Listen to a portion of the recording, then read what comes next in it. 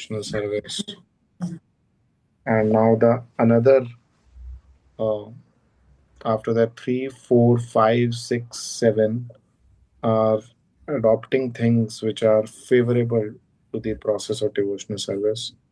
And the last four verses 8, 9, 10, 11, it talks of residence in Vraja, or the exposure is given to us of Vraj Bhakti, of Vraj Ras. Okay. So quite a spectrum of bhakti is being covered in these 11 verses. And we also, if I were to recollect the preface, there's a very interesting progression and very logical progression. That progression is there in Bhagavad Gita also, that progression is there in Bhagavatam also, that progression is there in Ishopanishad also, that progression is there in uh, different scriptures, that the first responsibility is to control one's mind and senses, coming to the platform of goodness, and uh, and then our engagement in devotional service will become deeper, more refined. It's not that you have to fulfill the first condition to do the second, but uh, they go on. But then, yeah, the first one is, if met, it becomes easier to do the second. So that way, it is like priory. Okay. And then, that is what is there in Bhagavad Gita also. Based on the situations of different individuals, we also discussed last time. Uh, Devotees have to uh, understand what are the principles they have to apply to balance their life. Okay. And that will lead to the control, or the proper understanding of how to engage with matter. Okay. And that's where we discuss the concept of balance as well. Because goodness for us will come in a different way than, let's say, goodness coming for a brahmachari. Okay. Uh, for uh, for you or us, like grahastas, money brings mood of goodness.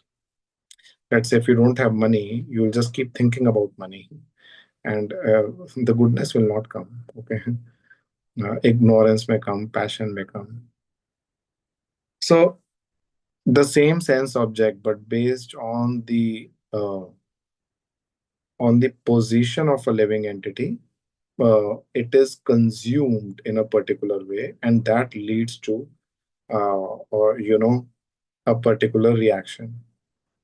Okay, so Bhagavad Gita is quite elaborate about these principles. When we read Bhagavad Gita, uh, Krishna is very smartly putting principles in place. Okay, and those principles are put in such a non contradictory ways that anybody can consume and elevate themselves in the path of devotional service. So we discussed the concept of balance, which is very, very important for grahasthas, for a sannyasi. For everybody, balance is important. Or for a brahmachari, austerity, penances uh, is their ornament. For grahastha, balance is the ornament. Okay. The more the grahastha is balanced, that's an austerity of grahastha. Okay. That's an austerity of a grihastha. Okay. Uh, so with that, we've understood these different urges at the level of Kaya, Mana, Vacha, which we are using. We connect ourselves to Krishna when our body, mind, and words are aligned. Okay. And what make them misaligned is when these different urges overwhelm a particular, you know, sense, either body or mind or words or the speech. Therefore, Rupa Goswami talks about these 6 urges categorized under these 3 broad buckets of Kaya, Mana, Vacha, because at the end of the day, we have to use our conditioning for the service of Lord. We have to connect ourselves with the Lord.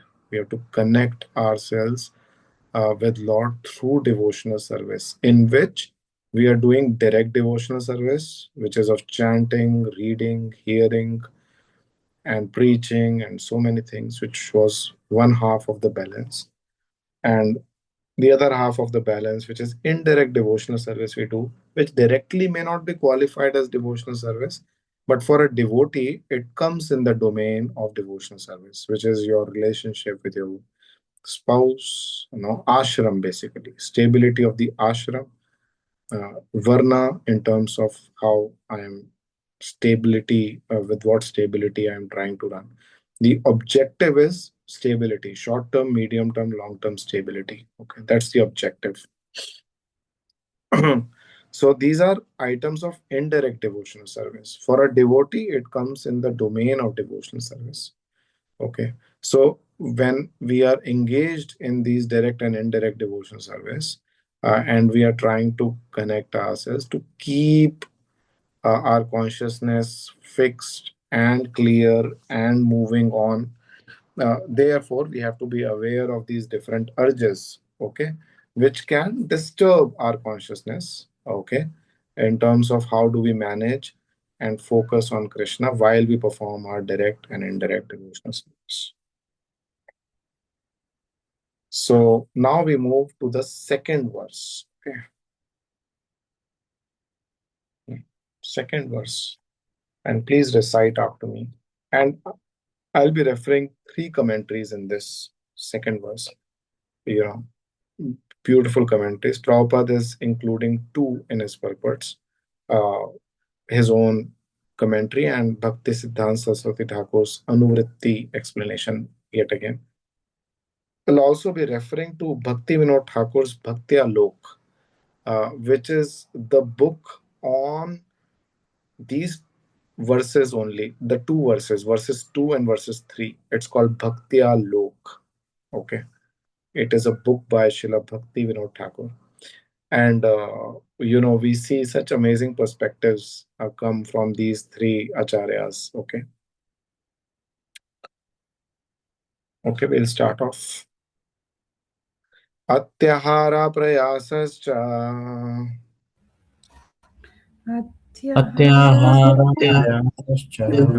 Vajalpo Niyamagraha Vajalpo Niyamagraha Janasangascha Laulyam cha Janasangascha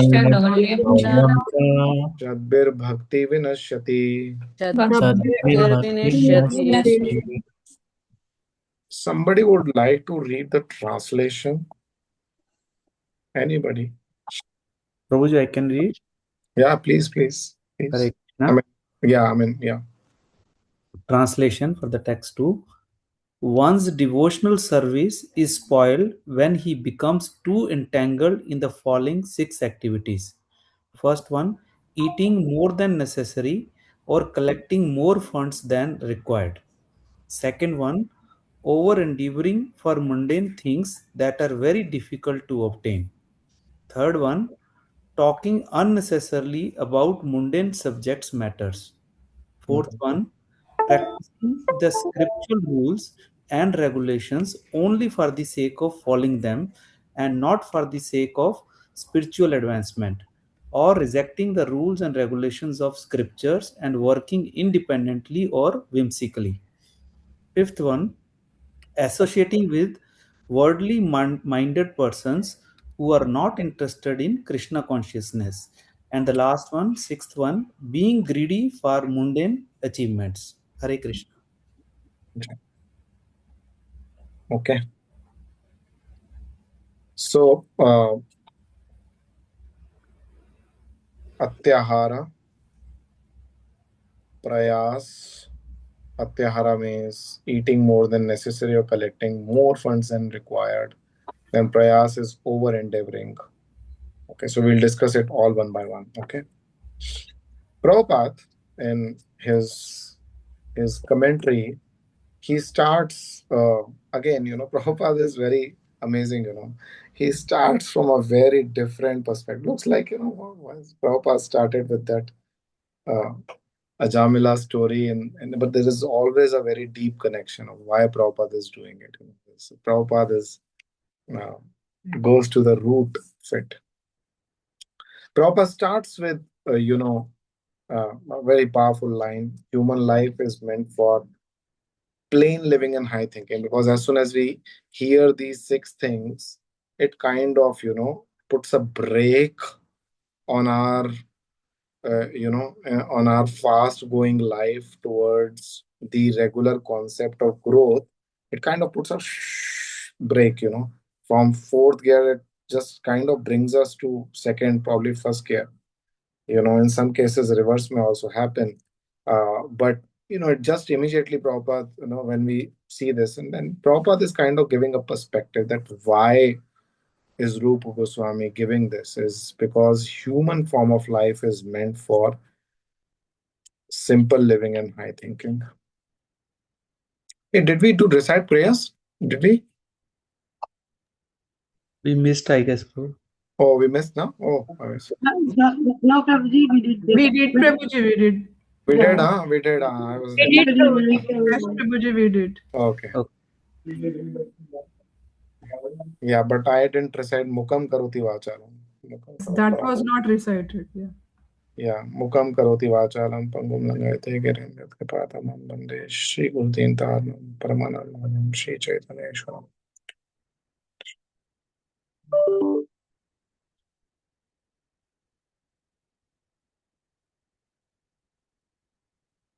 Okay, yeah.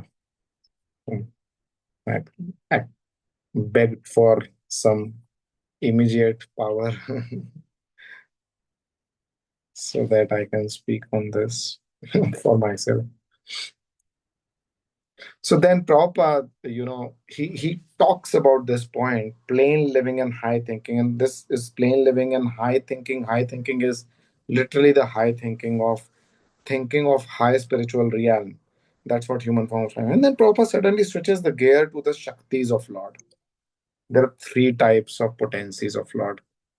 And what are these three types of potencies? Antaranga Shakti, which is the internal potency, and Bahiranga Shakti, which is the external potency, and then Tatastha Shakti, which is the marginal energy. Okay, Antaranga Shakti is also called sometimes, the Chinmay Shakti or Para Shakti, like that. So there are various names. Okay, so anyway, spiritual potency, to be uh, to be precise, and material potency or material energy, external energy, Bhahiranga, and Tatastha Shakti. And then Prabhupada says that we living beings are part of the marginal potency, which is the Tatastha Shakti. I want to give you a very interesting uh, point which I really liked. I read in a book of Bhaktivedanta Thakur. This book is called Jaiva Dharma, and it's a very beautiful book. And he explains the Tatastha Shakti in a very nice way. Okay, and that really is so graphic and so nice, and that gives us a flavor of the Tatastha Shakti very nicely. He says Tatastha, and he compares that, no, like there is an ocean. Okay, and when that ocean is there, then there is a land, and then ocean, and in between there is a beach. Okay, beach where we go and play, right? We go and play.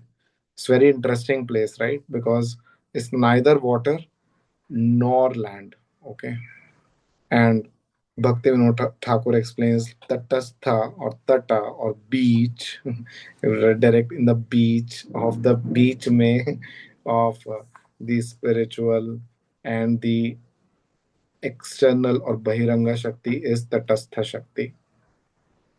And Bhaktivinoda Thakur says, now this beach, okay, that area where we play, you can't say it is water. because it is land. But you can't say it is land because water is coming and constantly influencing it. So we, the jivas,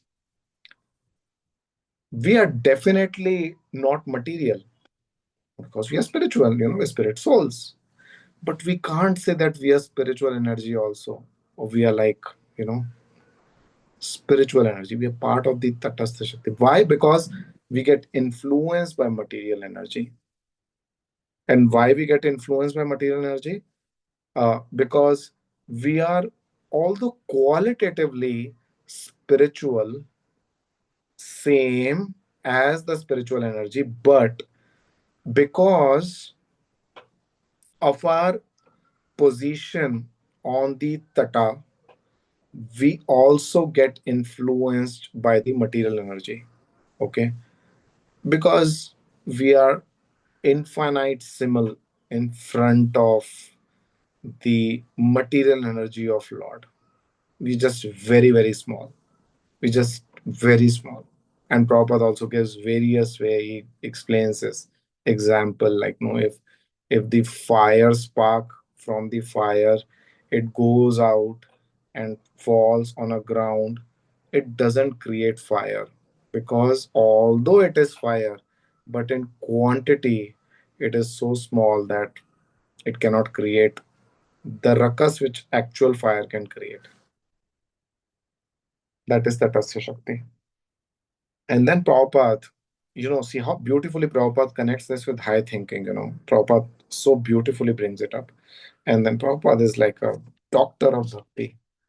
He's. And then he explains that the jivatmas, okay, the jivatmas, because they are Tatastha Shakti, they can either be under control of the internal potency of the Lord, or they can be under control of the external energy or the Bahiranga Shakti of the Lord. But because we are Tata, we have to choose. Either we go under the potency of Bahiranga or we go in the control of Antaranga. And then Prabhupada brings up the purport of Bhagavad Gita, or the verse of Bhagavad Gita, Mahatmanastu Mam Partha. Okay. And where he says, those people who choose to be under the control of spiritual energy, they are called Mahatmas. Mahatma, and then Prabhupada tells Mahatma means broad-minded. Do you know any other place where this word broad-minded is being used? In corporate a lot they use it, Prabhu. No. I'm talking of scriptures, Scripture, okay. And there is a Sanskrit word, of course, to this. So just can you think about it? Do you think? Bhagavad Gita.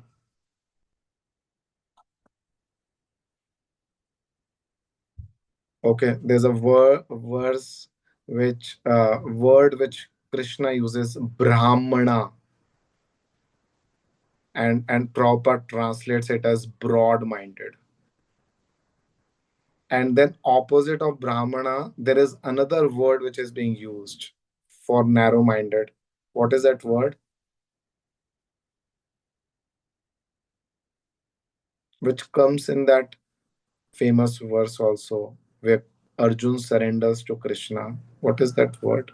Can anybody recollect? Was it related to Prabhu Kripana? Kripana, exactly. Karpanya dosho pahata swabhava. So Karpanya is Kripana. And Prabhupada translates Kripana as narrow-minded. Now, so Prabhupada brings, narrow-minded and broad-minded. He compares Mahatmas to broad-minded, and those who choose to be under the control of external energy, they are cripple-minded or narrow-minded. Beautiful. How Prabhupada, oh my God, amazing, Prabhupada is so amazing, It's like goosebumps. Prabhupada goosebumps. So he connects that. And why he's doing all this? Simple living and high thinking. What is that high thinking? Broad-minded. Broad-minded. And then Prabhupada elaborates further that cripple-minded, why they are crippled? Because they're just engaged in satisfying their senses. That is their only goal. See, this formation of this platform is very important to understand this verse. I want to read this, it's beautiful. The word Mahatma refers to those who are broad-minded, not cripple-minded. Prabhupada is writing. Cripple-minded persons always engaged in satisfying their senses. Like narrow, They just can't think beyond themselves. Narrow-minded. What a beautiful word, no? Narrow-minded. Uh, narrow-minded. Narrow-minded means I can't think anything beyond myself. And that is what sense gratification is all about, right? Sometimes expand. So narrow is expanding. Narrow-minded people are expanding their activities in order to do good for others through some ism, like nationalism, humanitarianism, or altruism. They may reject personal sense gratification for the sense gratification of others, like members of their family, community, or society, either national or international. Actually, all this is extended sense gratification from personal to communal to social. This may be all very good from material point of view, but such activities have no spiritual value. Therefore, cripple minded. Therefore, narrow minded. When we are doing the activities, or when we are leading a life without a spiritual purpose, life is having no value, or activities we do have no value. Okay. Uh, this is very important. This is very important. The basis of such activities sense gratification. Only when a person gratifies the senses of Supreme Lord can he be called a Mahatma or broad-minded person. Okay. So then Prabhupada goes on explaining what is this Antaranga Shakti, and then he brings in the concept of Srimati Radharani. Okay. Now, why is Prabhupada saying this? Okay. Prabhupada is saying this to establish that when there are two things. One is called means, the other is called end. Okay. When the end of our life is not Krishna or Krishna's pleasure, then whatever means we are using, it's all mundane. But when we deal with our means in such a way, but we are very clear that the end is pleasing Krishna, it becomes absolutely Krishna conscious. It's a matter of mentality. What do I think is the goal of my life? What do I think? How close is spiritual perfection close to my heart as a goal of my life, which I am cherishing, which I am relishing? While there are so many means in my life, I am engaged to deal with, to amass, to do various things. But is my goal changing? Very interestingly, Prabhupada brings a point of religion also, in this uh, later on after Atyahar. But I would like to bring that up right now. Prabhupada says in the after he completes, he says the prayas. He says this point on in Srimad Bhagavatam, Srila Suta Goswami describes proper human dharma in this way. Dharmasya hi apavargasya anartho artha. So basically, he says all occupational engagements are certainly meant for ultimate liberation. They should never be performed for material gain. Furthermore, one who is engaged in ultimate occupational service, which is spirituality, should never use material gain to cultivate sense gratification. Means and end. Generally, religion may also be used as a means to achieve the end of sense gratification. Such kind of religious practices is called Kaitaba Dharma in Bhagavatam, cheating religion. Not that we are getting cheated by it, because religion is meant to bring us to the spiritual platform of life, spiritual reality of life. That is a journey we want to travel, right? Okay. So, so, uh, so means and end, because all these six faults of Atyahar, Prajalpa, Janasanga, Lolyam, Niyamagraha, all these things somewhere is about getting the means. Okay. So as long as we are clear about the end, which is to please Krishna, and we are not just clear, we are sincerely, to the best of our capacity, working towards that end, then we can be saved, or we'll get the intelligence to counteract these six faults. That's why Prabhupada builds this space. Okay. That's why Prabhupada is building this space. So now we'll get into those qualities. Okay. Atyahar. Let's read what Prabhupada is saying. Ah. So all these three different acharyas give, I mean, Prabhupada is amazing, He kind of states a statement and then moves on, But these different acharyas are giving access to uh, different levels of understanding Atyahar. Okay. I'll be sharing all these three. Okay. Prabhupada says on Atyahar. Hmm.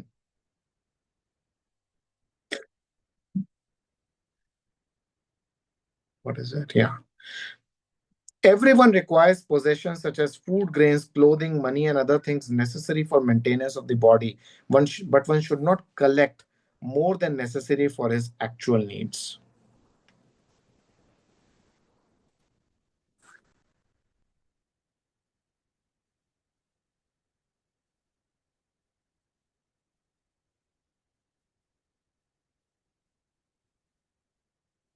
Actual basic needs. If this natural principle is followed, there will be no difficulty in maintaining the body. Okay. And then Prabhupada says, according to scriptures, collecting of more than necessary is prohibited. That is Atyahar. Let's see what Bhakti Siddhanta Saraswati Thakur says in his Anuvritti.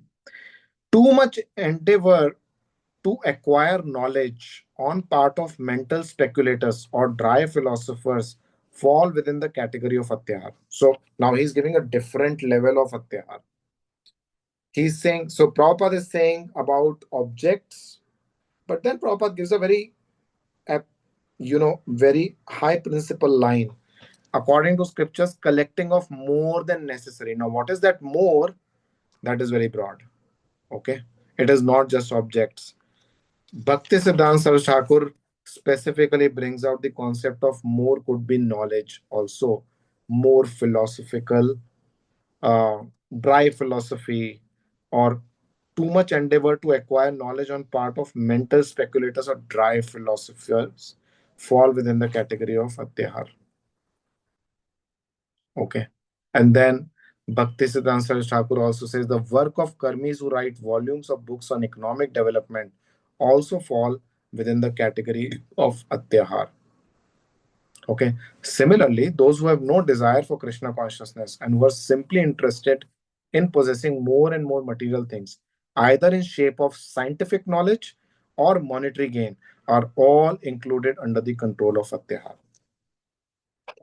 So, to summarize, Prabhupada and Bhaktisiddhanta Saraswati Thakur categorize gross and subtle sense objects in the category of Atyahar.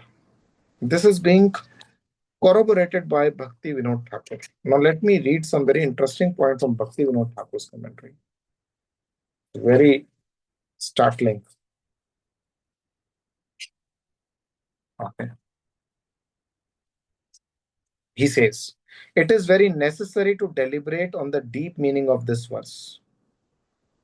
Atyahar. Okay. Many people think that word atyahar only means overeating. Actually, it is not so. And now he establishes why. In the first verse of Updeshamrit, it is written that the serious person who with determination can tolerate the urges of speech, mind, anger, tongue, stomach, and genitals can teach the whole earth. Okay, that's what we read in the first verse. In this verse, the urge of tongue is the desire to taste foods, and urge of stomach is desire to eat excessively.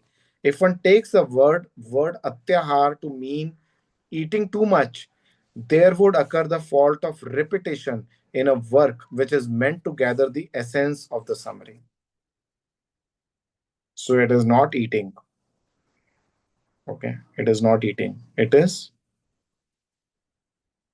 covers everything. The primary meaning of ahar. Now we'll kind of give a definition to primary meaning of ahar is eating, but the word eating also means to enjoy.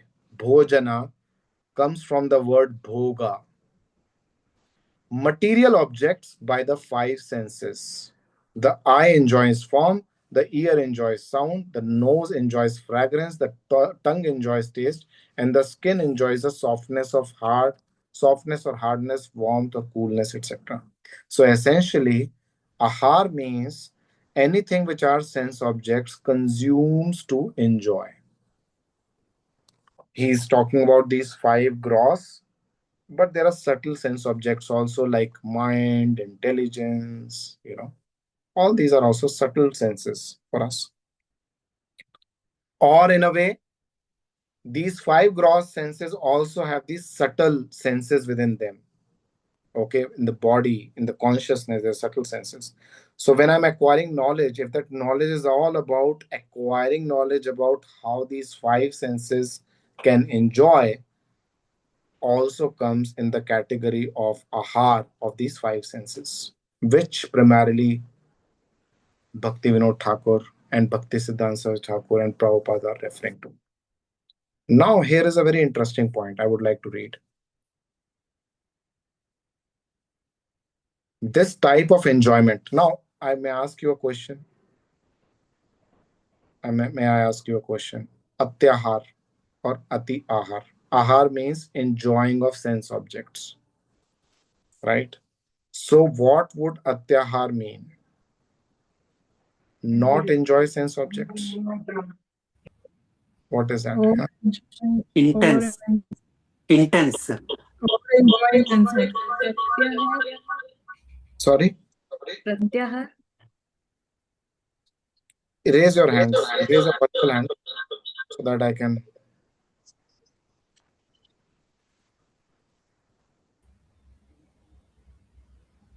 Who would like to raise the hand? What I couldn't hear because multiple people were speaking. Pratyahar. No. Atyahar, what do you think? Does it mean ahar means enjoyment? Right? So what would atyahar mean? It means zeroing the engagement. Yeah. Okay. Yeah, Shrikant, who has raised his virtual hand. Over-enjoying sense.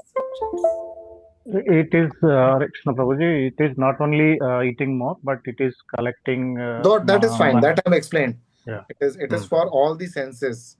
All the senses are enjoying, or for the planning to enjoy those five senses, I am acquiring more knowledge, everything. So what would atyahar mean technically? Does it mean I stop all this?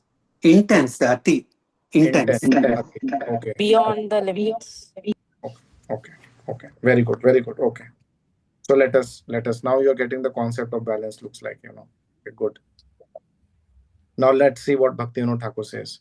This type of material enjoyment is unavoidable for a jiva. So if you think I can avoid enjoyment, it's not going to happen according to Bhaktivinoda Thakur. Endowed with material body, without enjoyment of material objects, the jiva cannot maintain his material existence.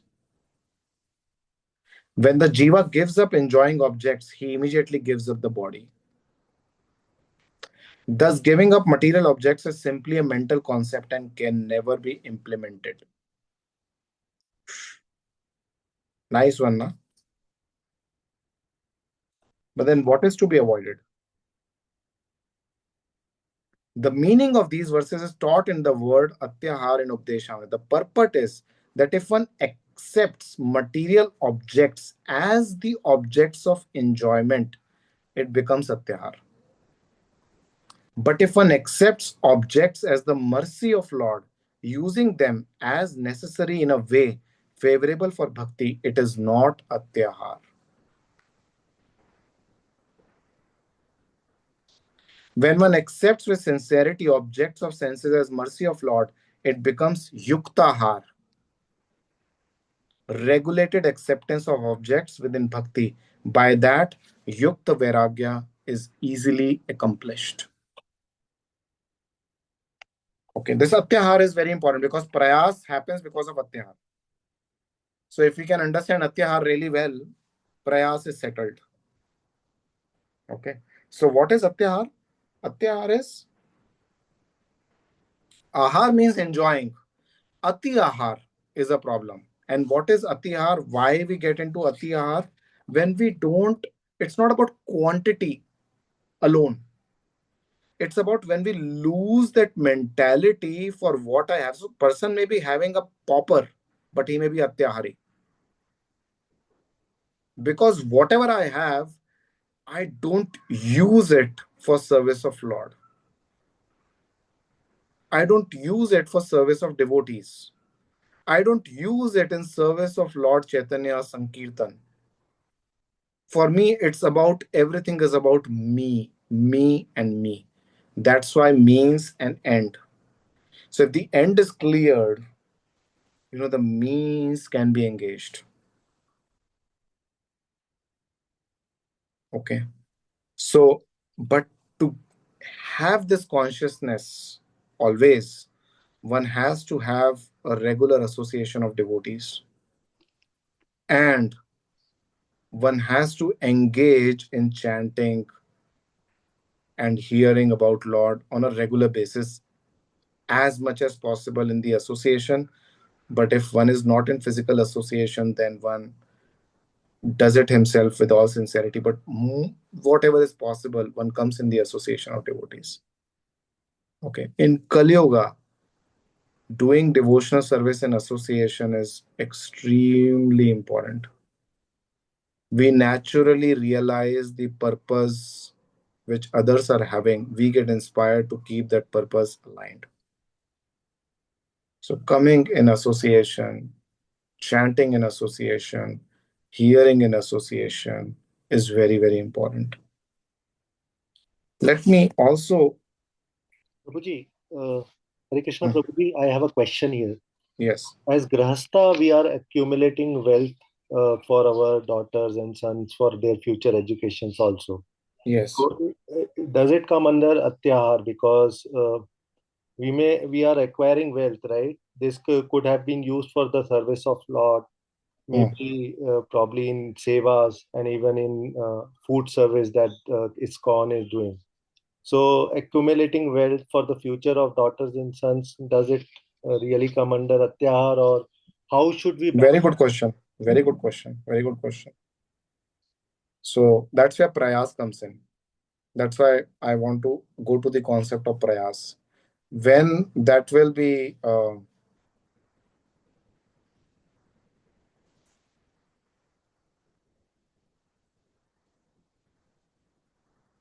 just a second now. This weekday is crazy.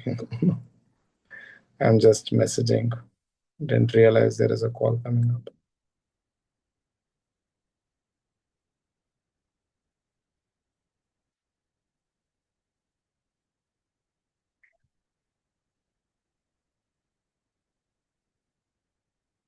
Yeah. Okay. Yeah. It's okay. So yeah, so that's a good point. There is no digital answer to it, in to be short. Okay.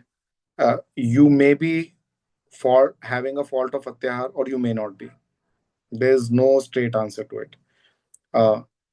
If by doing so, you are doing it with the mentality out of responsibility for your kids, also allowing them to grow in their lives and not just taking all the headache of the generations to come on your head, and thereby making uh, endeavoring too much. That's prayas, technically speaking.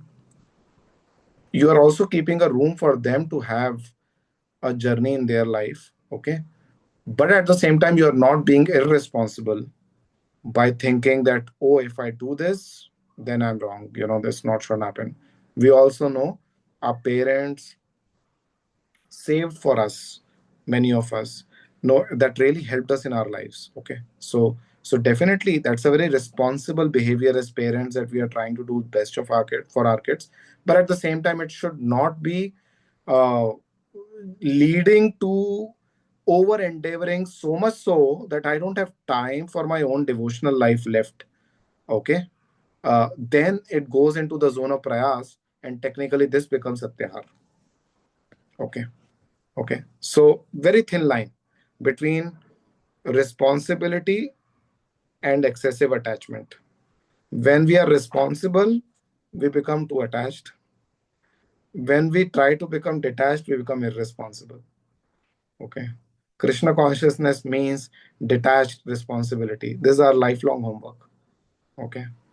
And it is only possible by when we are regularly chanting, we are hearing, and we are trying to do our duties also, but refining our consciousness even in doing so. When we see, around us, we are engaged in responsible duties responsibly, but at the same time, we are not becoming too sakami about it, in the sense we are not trying to control everybody whole life, everybody's life around us. Then that goes into the zone of technically, because there is no end to the fear. There's no end to the fear, right? Is there an end to fear? You know, everything will crash, doomsday will come, this will happen, that will happen. People I've seen, they can go crazy, okay, crazy for everything, but at the same time, there is a, obviously one has to prepare for the future life of ourselves, of the dependents we have. Okay. But good, so do the best you can. Okay. But at the same time, it should not lead you to the zone where you're 26 hours working for it and you don't have any time left for yourself. Okay. There can be a phase in our life, having said that, where one will have to endeavor more, because when I have to create some things, I'll have to work. Okay. And creation means mode of passion. Brahma is creating, and he is the predominant deity for mode of passion. So when we create some things, there will be passion, there will be endeavor, there will be sometimes more endeavor, but it cannot be a regular feature of our life. It cannot be a long-term feature of our life. I hope you are getting these. They're very finer points. There is no cookie cutter answer to these things. Very interesting point you brought up, Roji. I'm very, very happy for you to bringing up. And this is why these scriptures will become more practical for us and more applicable for us, and become more like a beacon light for us, which will help us to not take wrong decisions in our life, spiritually and materially. Okay. Okay. Okay. So let me give one very final golden point, which Bhaktivinoda Thakur says uh, before we go into prayers. Okay. Now we'll be able to quickly cover things, because now the concept is now done. There is another point on this subject. Bhaktivinoda Thakur says, beautiful. All instructions have two types of functions in relation to the householder and to the renunciate. Now, there's always been a question in our life, no? Renunciate's life is different, householder's life is different. So Bhaktivinoda Thakur, at the end of every fault, he gives two different instructions while retaining the principle. But before that, I want to read one point, just to kind of clarify. Taking less or more will not bring good results. Taking too much, the sadhaka will fall under control of material taste and lose spiritual goal.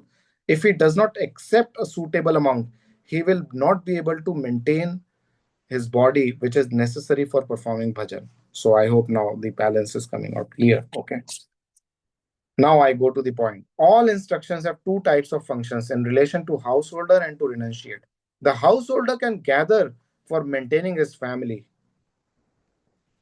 spending money which is attained and gathered by dharmic means. He can pass his life serving the Lord and the devotees, maintaining his family and serving guests. Though having qualification for gathering and earning, if the householder attempts to gather extra wealth, he will create an obstacle to practicing bhakti and to attaining Krishna's mercy. Okay.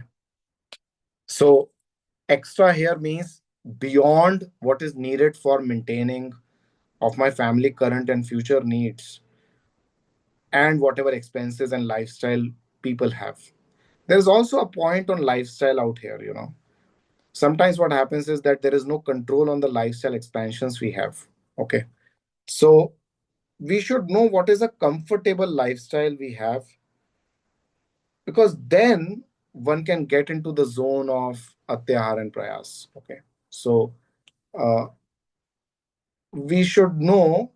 So like I heard this very, very good point. We all have different backgrounds. Somebody may be coming from South India.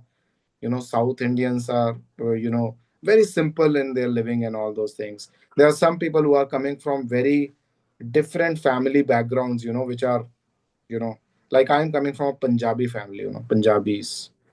Punjabi is like, you know, is always like, uh, live life, king size, So Flashy.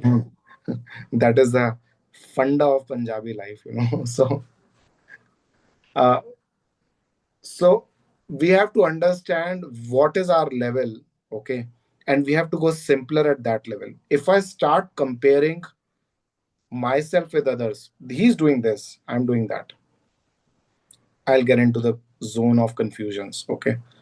So when king used to take Vanapras, they used to have two necklaces. And when they were king, they were having like 15 necklaces.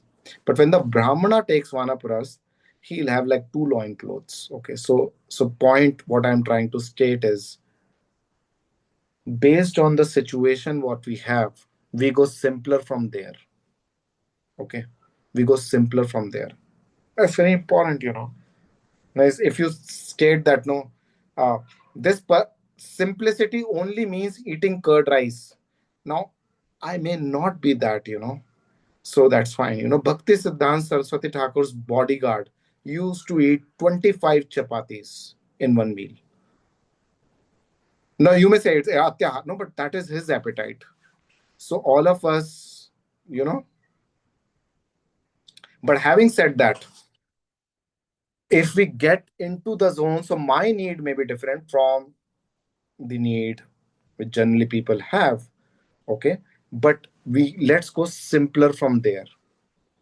Okay. And let's ensure that we are not going into the zone of extravagance on one hand and struggling to do devotional life. So basically it's all fine. I want to end this section with this point that no, once I asked Bhakti Maharaj that this money divided by time equation is very, very important, which devotees need to keep in mind. Okay.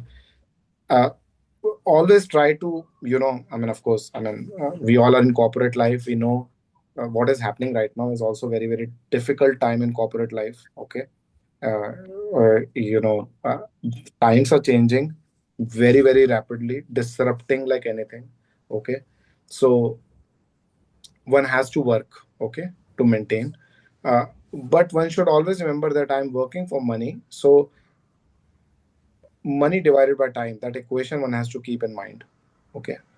Okay. How can I get, while remaining dharmic? It's not that you get into some undharmic ways or ways by which I know of one was not a devotee, but husband of a devotee who was sort of coming in Krishna consciousness.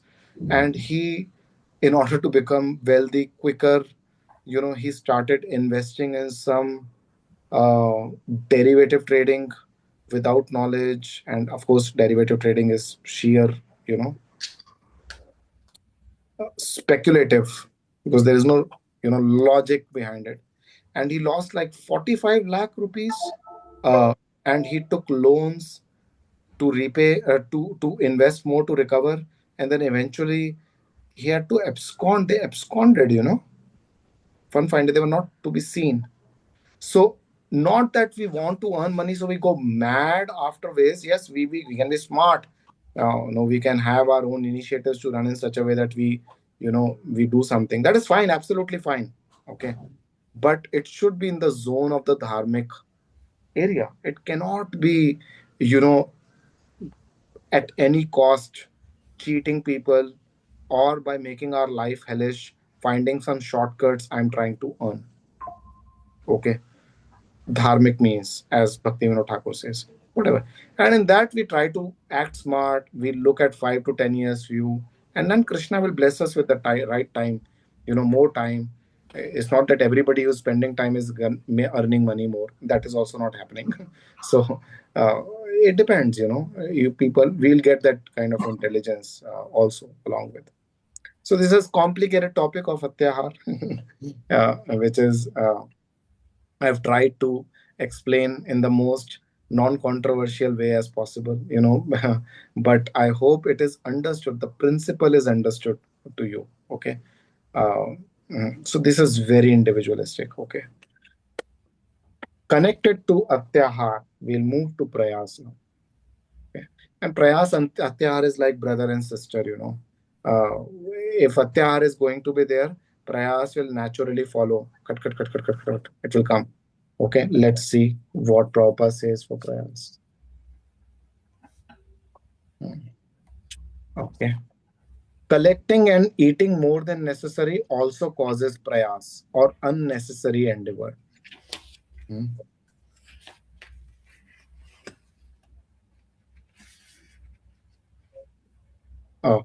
By God's arrangement, anyone in any part of the world can live very peacefully if he has some land and a milk. Prabhupada gives his vision, his heart's vision.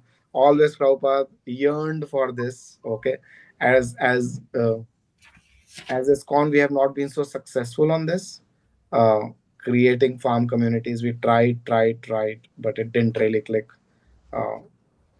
We hope that it clicks sometime. But Prabhupada is giving a point that there's a simple ecosystem we can have. We are just complicating things a lot.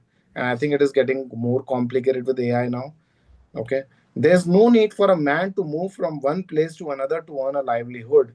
For one can produce food grains locally and get milk from cows. All of us, Prabhupada is giving that vision that families stay together, why we have to separate from our parents, we are so depressed in our life because we don't have our loved ones around us, So it's such a painful feeling, painful feeling, yes or no? That we don't have our loved ones around us. Okay. So Prabhupada's vision was that no, everybody can stay, have a nice life and all. We hope to get that somewhere. That is something. Fortunately, man has been given higher intelligence, and Prabhupada explains this point. Okay. So that is prayas. Okay. Prayas means over endeavoring. When there is atyahar, over collecting, there is going to be over endeavoring. Okay. Okay. And then what does Bhakti Siddhanta Saraswati Thakur says? He says, Karmis accumulate, labor to accumulate more and more money for future generations. Also, there's a point, Prabhuji. What is this? Praveen Pandey Prabhu. So Bhakti Siddhanta Thakur directly speaking to you. Karmis labor to accumulate more and more money for future generations only because they do not know their future position. Interested only in getting more and more money for their sons and grandsons, such foolish persons do not even know that their position is going to be in next life. There are many incidents that illustrate this point. Once a great karmi accumulated a vast fortune for his sons and grandsons, but later, according to his karma, he took his birth in a cobbler's house located near the building which in his previous life he had constructed for his children. It so happened that when this very cobbler came to his former house, his former sons and grandsons bet him with shoes. Unless the karmis and gyanis become interested in Krishna consciousness, they will simply continue to waste their life in fruitless activities. such heavy doses scriptures give some time to bring us back to the senses, that are we not going in that over zone where we are thinking like only we are going to maintain everybody around us and not. So basically that's the point, this gives some saneness and sobriety in our efforts. Okay, while we have to do it to whatever responsibility, but we know there is a limit to it. Okay.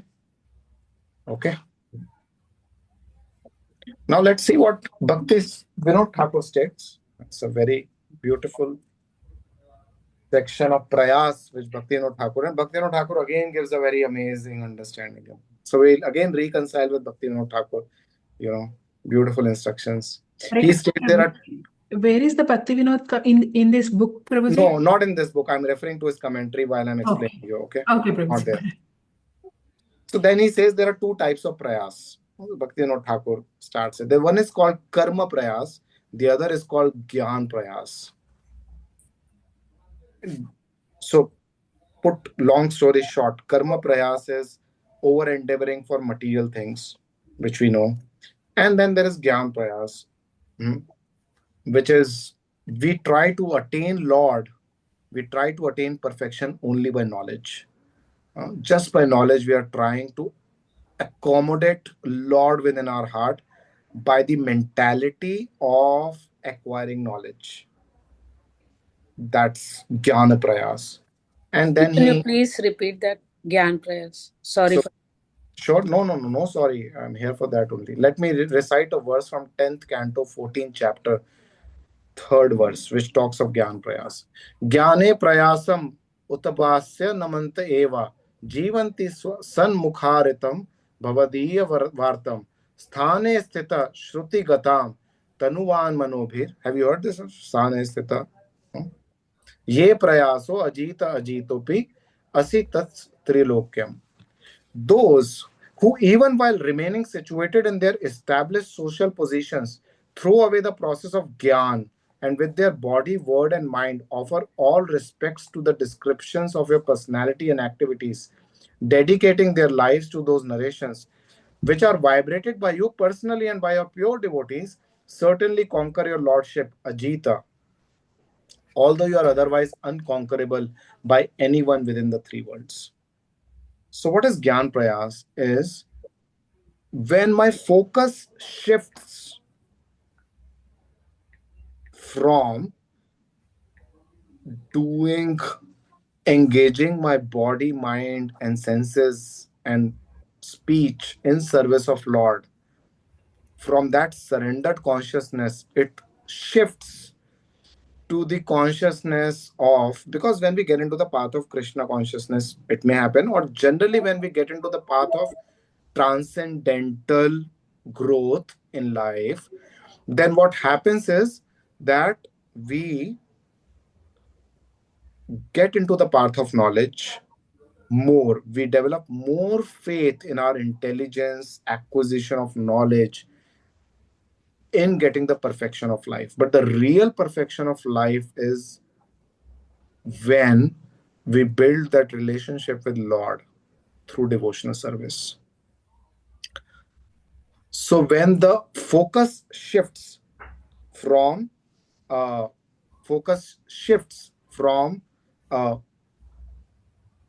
surrendering to Lord through devotional service, through loving devotional service, we are acquiring knowledge while we are doing devotional service. This is what is happening right now. But we are using this to refine the quality and quantity of our devotional service to Lord. Then it is fine. But when we become too dependent on our austerities, when we become too dependent on our ability to understand things and think that I'm going to acquire Lord by it, that is called Jnane Prayasam. That has to be given up. Okay. So I'm not this body, I'm soul. Is a Gyan. But I'm now using it. Therefore, Jiver Swarup Hoy Nitya Krishna Das. But if I just think I'm not this body, I'm soul, but I'm not using this identity in service of Lord, then either I lose this identity, or I lose the focus on this identity, or I'll get into the path of merging into the Brahman effulgence. I may use some processes of devotional life also, or whatever, but I'll think that ultimately I am going to get merged into this universal consciousness which is there right now, okay, or the Brahman effulgence, or merge with the body of Lord, like that. Is that clear? So that's Jnana Prayasa. So he explains, and I'm now going to come for again the prayas. Okay. He also mentions a very interesting point that bhakti doesn't need any prayas. Very nice point. He states this point. And now we are endeavoring to get up and chant and everything, right? Okay. But we are not going to attain perfection by our efforts in chanting. In kind of getting up, like, no, oh now Lord, we get perfection in devotional life by the mercy of devotional life only, by the mercy of bhakti. So this prayas mentality will come in our devotional life also. That is a very subtle thing, okay, wherein we may think that now that I'm chanting now 64 rounds, I'm going to get Krishna right here in my lap, he's going to be right there, he has to surrender to me, so sometimes the position changes. Instead of us surrendering to Krishna, we think that Krishna should be surrendering to us now. Okay, he has to be present in my life. Basically, I'm asking Krishna to surrender to me. So but that is not the case. We have to understand bhakti is not dependent on prayas. I have to endeavor, but what I'm endeavoring is just some basic rules of sadhana. Okay. But bhakti comes on its own. It is not, uh, you know, uh, I'm just with my efforts, I'm trying to please bhakti to enter in my heart. And when bhakti enters into the heart, Krishna follows. By our so-called, and what is that bhakti? That bhakti is natural, spontaneous attraction for Lord and His name and His qualities and His service and His... That taste develops with time. That's the entire goal of sadhana bhakti. So this prayas also Bhaktivinoda Thakur speaks in this connotation, which is very beautiful, very enlightening, and very useful for us. Because you remember, Prabhupada mentions that advancement in Krishna consciousness depends on the attitude of the follower, right? So this is the attitude we need to maintain while we are doing our devotional life. Okay, that we are doing whatever efforts we are taking, very, very insignificant efforts, is just to attract bhakti to enter our heart. Bhakti Devi blesses our heart. It's only to please her. And when she comes, Krishna automatically comes. Okay. So that's our meditation. That's our consciousness, even in our chanting, in our everything, Okay. Okay. Uh, we are beggars. We are helpless beggars. We are trying to get the mercy of Krishna. Okay. So with that mood we chant, that mood we chant. So then it touches the heart of Lord. It touches with that mood we hear. With that mood we do whatever service we are. And then that Lord eats that service with great joy and delight. Okay. Because bhakti enters that service. Okay. So prayas. Okay. So when we are doing our devotional service with that mood, our heart gets filled with joy.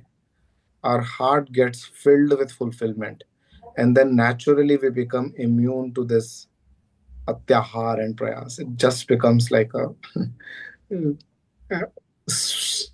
feel like spitting out, but definitely we become responsible. We remain responsible in what we are doing, but we know that it's holy name and nothing is beyond this holy name in this 14 worlds. It is just this holy name. So we may be having some enjoyment will come when we do duties in our varna ashram. It is gonna come, but then we will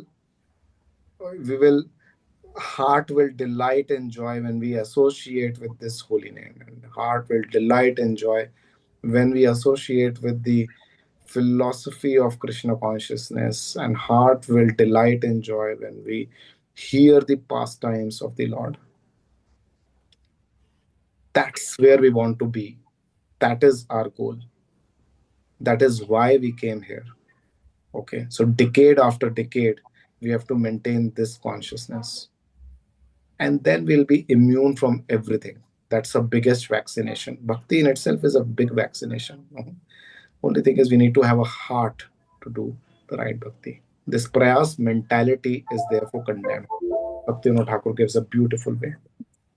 We move to the next. Is it clear? Prayas is clear. Atyahar is clear. Okay. I'm trying my best to reconcile all these three different, acharyas commenting and showering nectar on all of us by their great mercy. By their great mercy. Okay.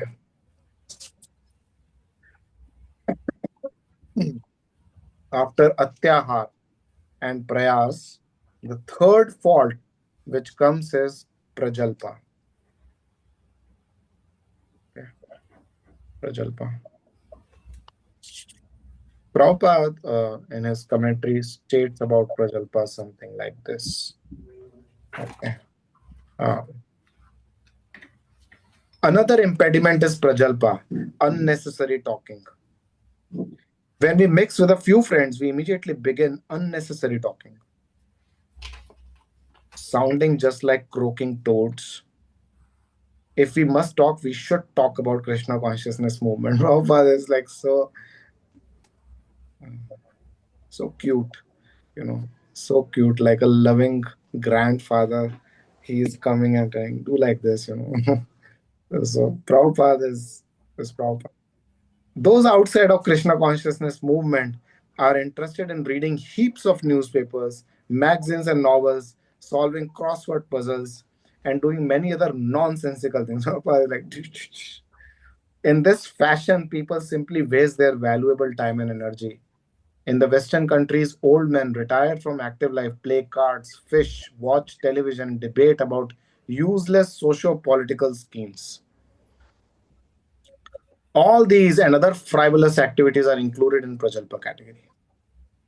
Basically wasting time, either in talking or this or that. Now I want to give a perspective, on this. Bhakti Siddhanta Saraswati Thakur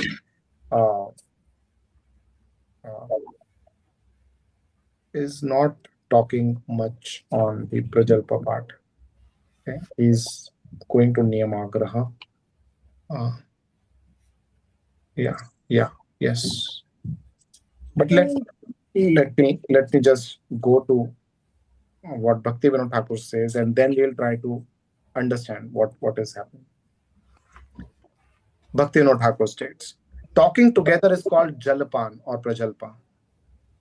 The aversion to Lord is so strong in the world today that almost all talking to another person is material gossip. So he tells that, Prajalpa or Jalpan is talking, but now talking is all nonsensical. Such talking is not beneficial for devotees, sadhakas.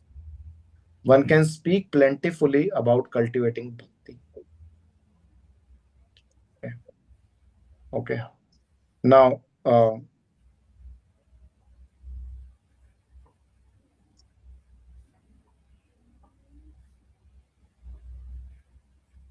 he gives an categories of Prajalpa, and this is very important for us. Okay. Let me read that. Arguing vitarka is Prajalpa which obstructs bhakti. So getting into some unnecessary or arguments are always generally unless it is for a perspective, but sometimes people have this habit of just arguing for the heck of it. That is called vitarka, and that is one type of prajalpa. The argumentation of persons following Nyaya and Vaisheshika philosophies is all materialistic argumentation. It has no result except to produce weakness of heart and fickle intelligence. Prabhupada also used to argue with scientists, If you read his conversations, he used to beautifully argue and that argumentation is preferred, When we argue to establish the supremacy of Lord, the right understanding of Lord, Jiva, and our relationship with Him, that argumentation is amazing, We should relish that argumentation. Okay. The more we argue, Prabhupada in one of the lectures says, the more you kick Darwin on his face, the more you'll advance in Krishna consciousness. And Prabhupada is like, I mean, he's like amazing, because that kind of argumentation will strengthen our intelligence. It will strengthen that kind of argumentation. Okay, so okay, but argument generally arises from envy, pride, or trying to prove ourselves superior to others. That argument is to be avoided. Okay. Now, the second type of prajalpa, talking about others without good reason, is contrary to bhakti. There used to be this saying that lowest level people intelligence, they talk about people, then they talk others, second in line comes, they talk of events, and the highest intelligence, they talk about issues. So we used to hear this point. So unnecessary talking about others without good reason is considered this. Okay. Because we discuss those things either because of our hatred for them, okay, or there is something I'm trying to prove against. So but interestingly, Sukadeva Goswami talks about others in Bhagavatam. He talks about Puranjan, he talks about Prithu, he talks about Bharat Maharaj, he talks about this. Is that also talking about others? No, that talking about others is favorable. Why? Because we are trying to draw a lesson in our bhakti by that talking. It is not coming out with a spirit of hatred and envy. It is coming out with a spirit to learn and apply in our life. So this is the another category of prajalpa. Okay. So that's fine. That kind of talking is fine. Okay. See, I want to also illustrate a point over here. When we are becoming devotees, we'll have friends. We want to have friends here only, right? We are yearning because now we say association with devotees, so I should have friends. Now, what happens when we are people? I want to give a sensitive point out here because friends means you will come share your heart. Friendship means sharing your heart. Friendship means I felt good about something, I'll come and share heart. Friendship means I felt bad about something, I'll come and share my heart. Now, something bad which may be there, it may be because of certain person or certain devotee. Now, if I come and talk about it to a friend, will it qualify as prajalpa?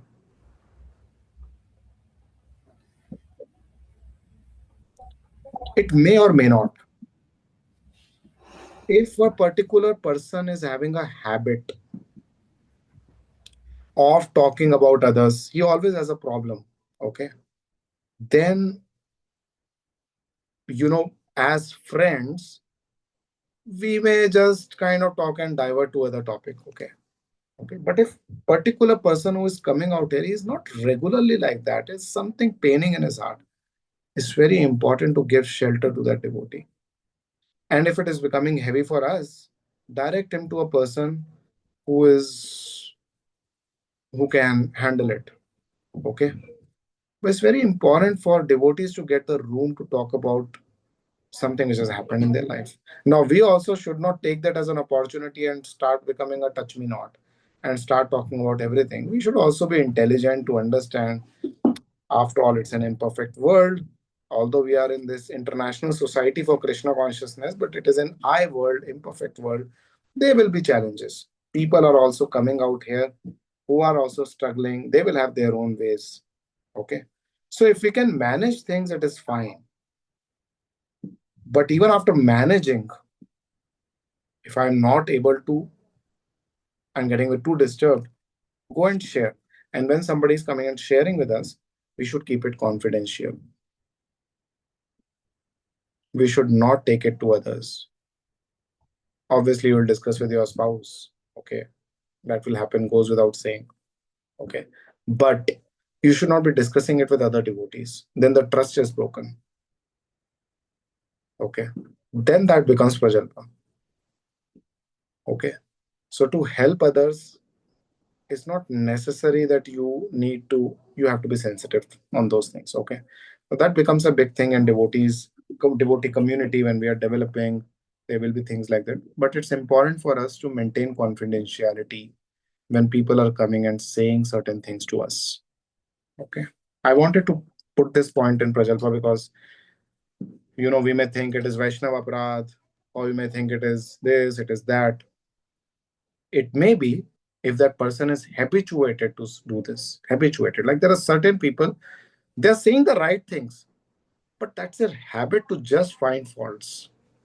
It just expert in doing it. They can just expertly do it every time with everyone, even to the point of Prabhupada, they can do that. Even to the point of Rupa Goswami, they may do. Even to the point of Krishna, they are doing it, or whatever it is.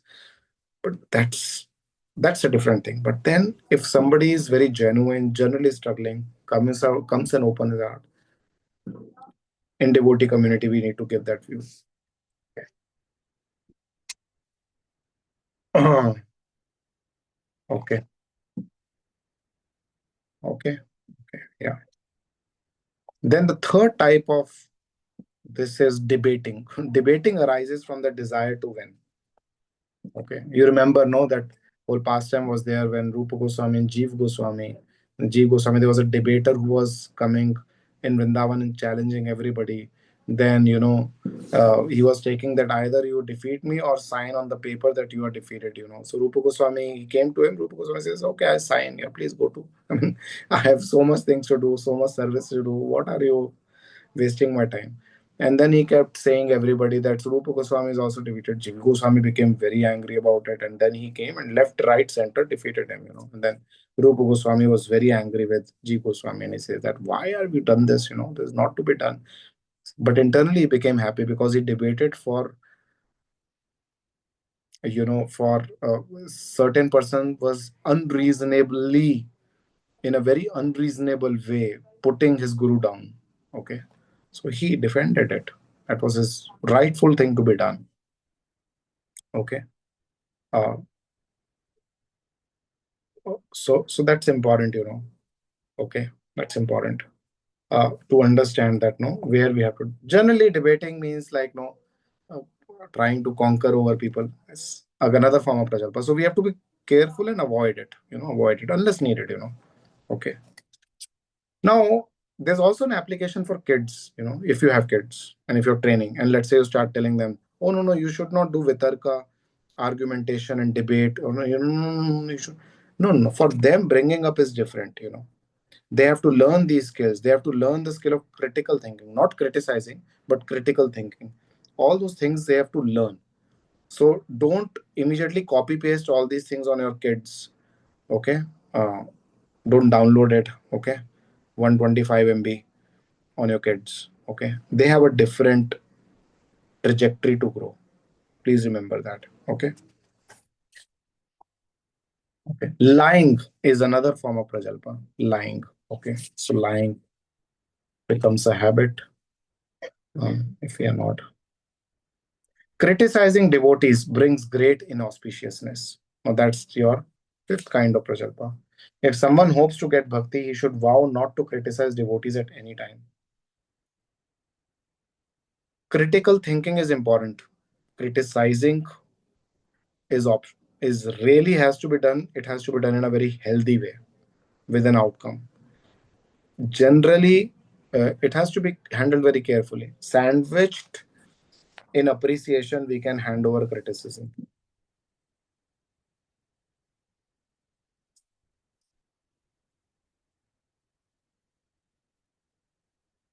Okay, so that is one thing. Okay, so these are the 5 kinds of prajalpa which Bhaktivinoda Thakur says.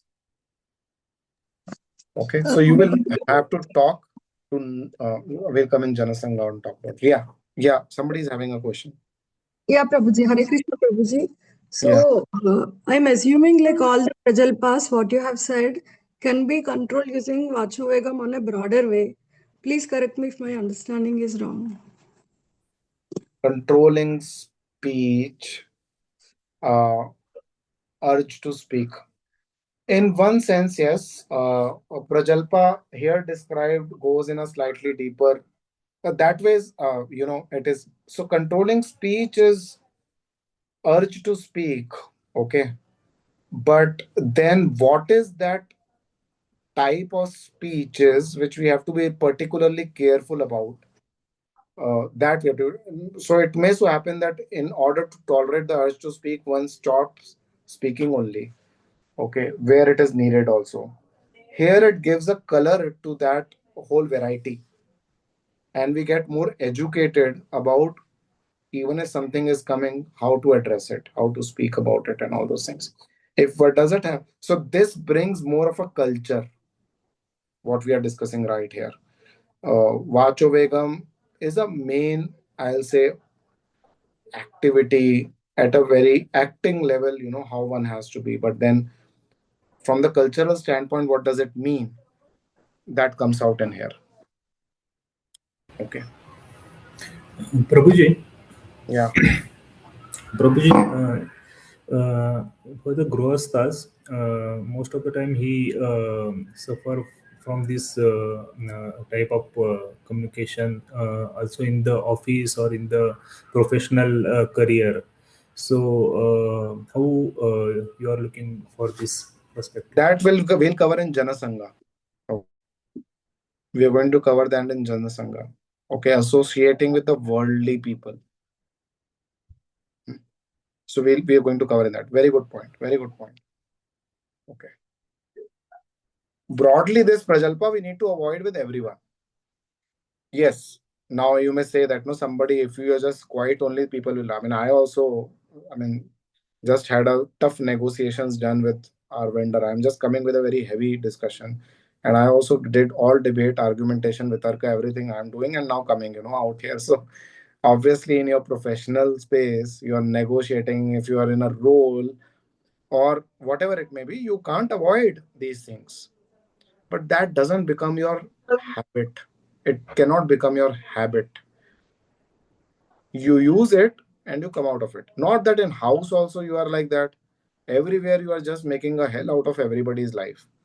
Then it becomes a problem. You're getting, no? Yes. So we should know where we have to stop.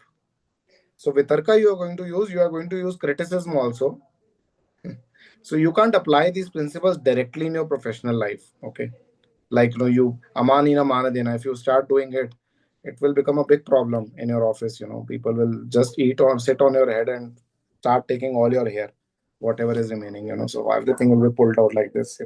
So we can't do that. There we have to be like Arjuna, but at the same time in a dharmic way, in a nice way.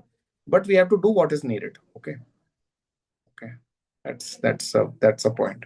But it cannot become our habit. I'll give you a very nice story which happened when Ram and Sita they were in Vanvas. Okay, and that also gives us a goal of wife. What is the role of wife? Very nice snippet. Then Ram picked up some weapons, although they were in Vanvas, but Ram picked up weapons. Why? Because there were demons, and then Brahmanas were approaching him to kill demons even in the one. And he was doing his job. Okay. So one day Sita told, it looks like in the association of these weapons, you have become attached to these weapons and you're using them beyond needed. Sita telling to Lord Ram. Okay. And Lord Ram didn't reply back stating, hey, do you know who you are talking to? I am the Supreme Personality of Godhead. What are you talking about?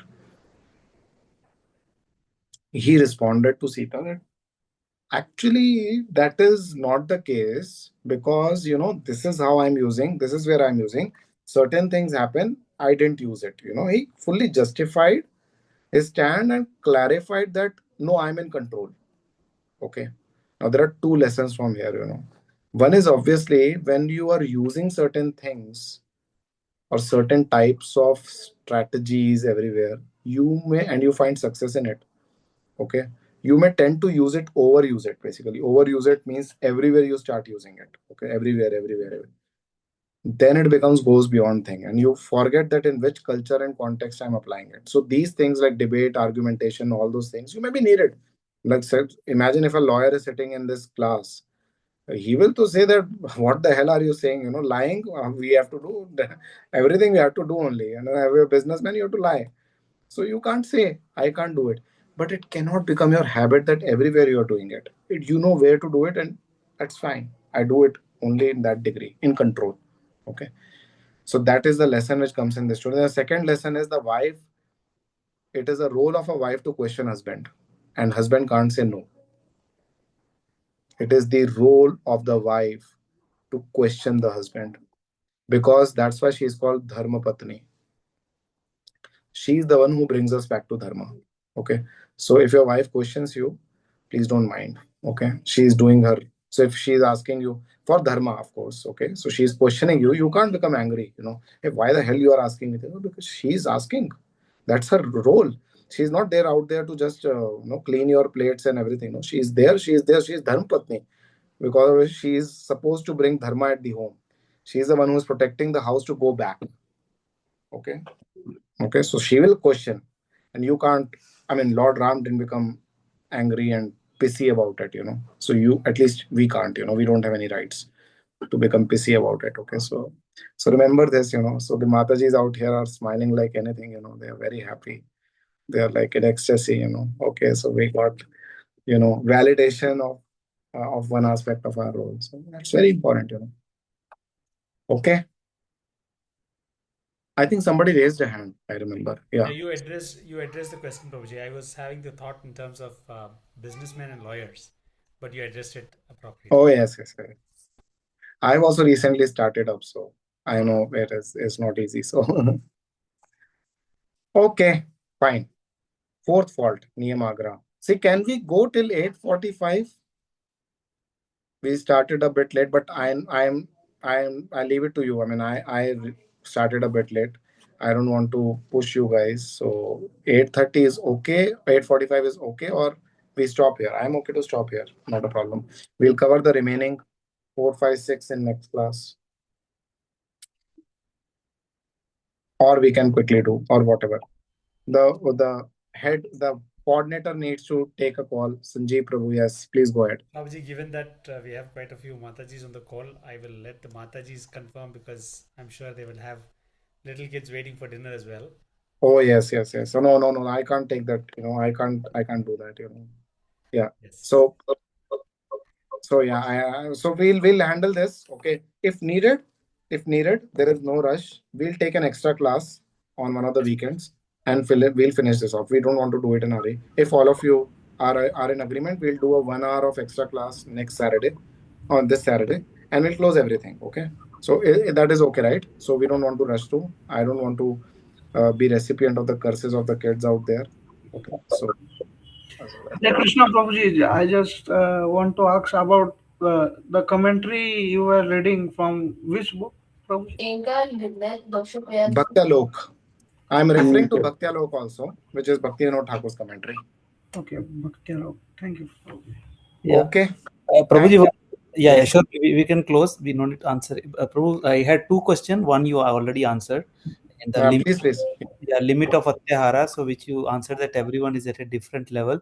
So someone can have a tendency of eating more. So we no need to judge. So that way. So thank you for that, Prabhu. one more question what I had, Prabhu, during Atyahara section, you mentioned more knowledge accumulation is also part of Atyahara. So that is something would like to have more reflection or insight, Prabhu, that how it can lead to be Atyahara example. Yeah, but, I mean, generally that is referring more to the Gyanis. I mean, we all are right now and not in a situation that we have time to even accumulate knowledge. So whatever we can read, we should read. Okay, please do read. Okay, this is more for people who are like too much into scholarly life and they are not into, you know, not practically getting into the actions of bhakti. Mm-hmm. Okay, that is where the problem is. So it's not for us. It's not that today you start reading 1 hour of Bhagavad Gita, it will become Atyahar. No, that's not a problem. Please do read that. Very important. If you can do for 3-4 hours, that is also fine.